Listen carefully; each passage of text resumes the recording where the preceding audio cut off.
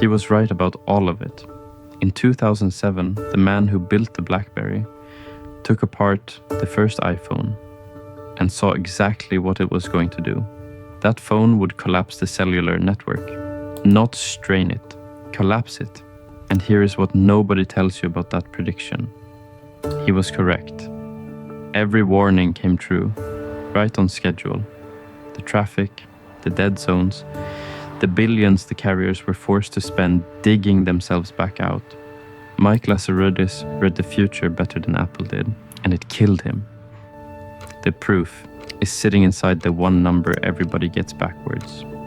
When the iPhone launched, BlackBerry had about 10.5 million subscribers. 5 years later, it had 80 million. 8 times bigger. After the thing that supposedly destroyed it, that number is not the good news. That number is the murder weapon. Because BlackBerry was never really a phone company. It was something much stranger than that.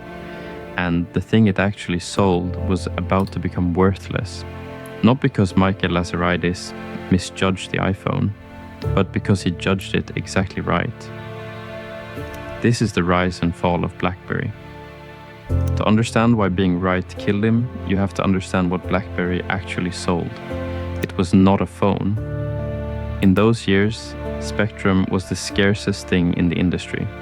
Every carrier owned a fixed slice of the airwaves, and every customer ate into the same pipe. Bandwidth was the whole game. So Lazaridis built a machine that barely used any. A BlackBerry didn't fetch your email. It compressed it, squeezed the fat out, and pushed a tiny crushed packet through RIM's own servers to your palm. The keyboard everybody remembers was almost beside the point. The real product was thrift, and it worked. By 2007, 10.5 million people carried one. People whose job was to never be out of contact. And here is where it stops being a phone company.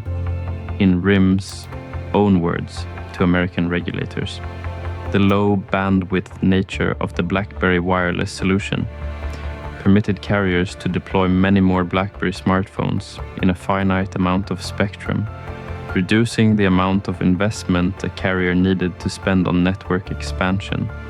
That pitch was never aimed at you. It was aimed at the carrier.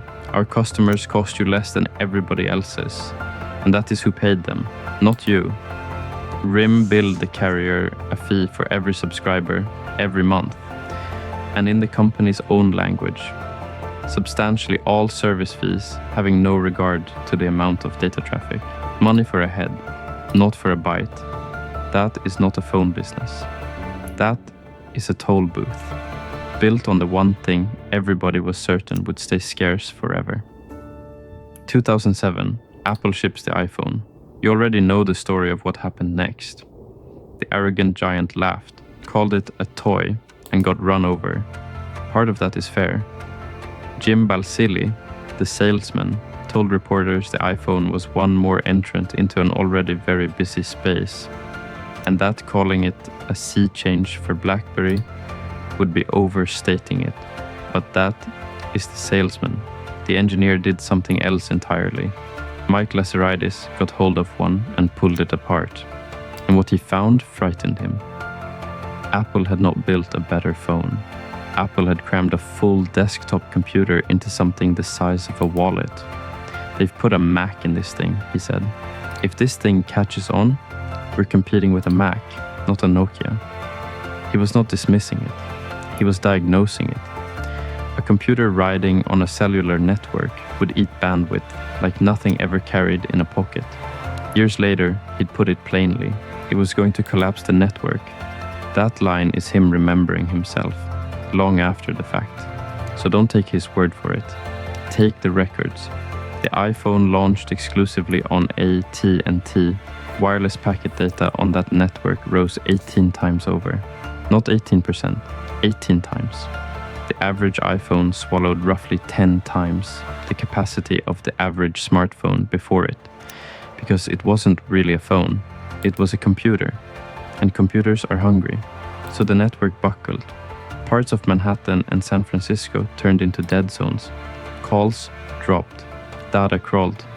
and the carrier was forced into a spending spree it never planned, pushing its capital budget to between $18 and $19 billion in a single year, just to dig out from under the phone it had been so proud to win. He won the argument completely, and that is the precise moment his company began to die. Here is the one thing Mike Lazaridis got wrong. It wasn't the diagnosis, it was the assumption underneath it. He assumed the scarcity was permanent. Because look at the bet Apple was making. Apple stared at the same wall of physics and wagered the company that carriers would simply build more network, not conserve it. Build it. And they did. They lit up more spectrum, hung more antennas, buried more fiber, and invented a monthly plan to make you pay for it. And that is the trap. BlackBerry's moat was never the keyboard. It was never the security either. BlackBerry's moat was a drought. And Apple had just bet everything that it was going to rain. Every dollar of that company's value depended on bandwidth staying expensive. Being right meant Lazaridis had built the most efficient business on Earth for a world that was about to stop existing. But here is the part that makes this genuinely tragic. BlackBerry didn't shrink, it exploded. 10.5 million subscribers when the iPhone landed, 80 million by September 2012, 8 times bigger. So, how does a company die while growing 8 times over? The growth did not come from the corner office. In the United States, the market that actually paid, BlackBerry's share of subscribers went from about 43% in 2009 to 9.5% by July 2012. Those are Comscore's numbers. That is not a decline. That is something falling out of the sky. It came from somewhere else. In Indonesia, BlackBerry's share climbed from 9% to 47% in 2 years. And in markets like it, where data was still rationed and ruinously expensive, kids bought second-hand curves for one reason. BBM was free, and it barely touched their data. RIM's own filing admits it, in the flattest language a lawyer could find, a move toward prepaid and lower-tiered plans. So the customers who paid were walking out, and the ones who barely paid were arriving faster. The counter kept climbing, but that 80 million was never a pulse. It was an anesthetic. BlackBerry wasn't growing into strength, it was retreating into the last places on Earth where being cheap still meant something. And then, in October 2011, the network collapsed. Just not the one anybody was watching. October 2011. In an unremarkable town west of London called Slough, one piece of BlackBerry's hardware failed. That should have been nothing. There was a backup. There is always a backup. The backup didn't work. And then something happened that could not have happened to any other phone on Earth. Because your BlackBerry message never traveled from your phone to your friend's phone. It went across an ocean into RIM's own network operation centers and back out again. The compression, the efficiency, the toll booth, all of it lived in the middle. And there were 4 of them, 4 network operation centers for the whole planet. So when Slough failed, it didn't take down England, it took down BlackBerry. The queues backed up and cascaded until email and BBM had gone dark most of the way around the world. 3 days. A company on its way to 80 million subscribers, holding a device with exactly one job that it could not do. And here is the terrible symmetry.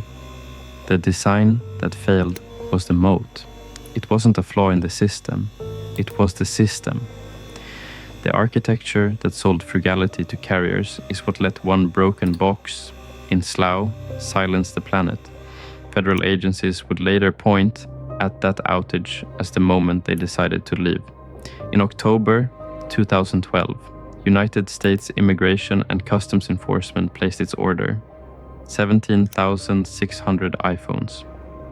The most reliable phone in the world had just proved that it wasn't. But Mike Lazaridis never saw that order come in, because by then, he was already gone.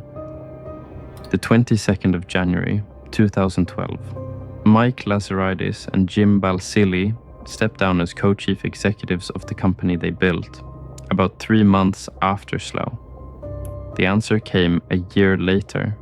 BlackBerry 10 launched on the 30th of January 2013, nearly 6 years after Lazaridis held the first iPhone and said, "They've put a Mac in this thing." He saw it more clearly than almost anybody alive. And it still took his company that long to answer it, because he wasn't confused. He was convinced. And being right is a very hard thing to argue a man out of. And then the counter finally turned. On the 27th of September 2012, BlackBerry announced 80 million subscribers, the all-time peak. Just over 2 months later, 79 million.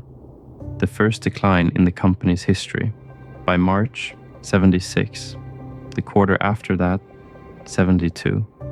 The anesthetic had worn off. So what was he right about? Everything. He simply made one assumption he never thought to check. He assumed the network would stay broken. Every criticism he made was a fact about the world as it was. Apple's bet was a guess about the world as it would be. He won every fact.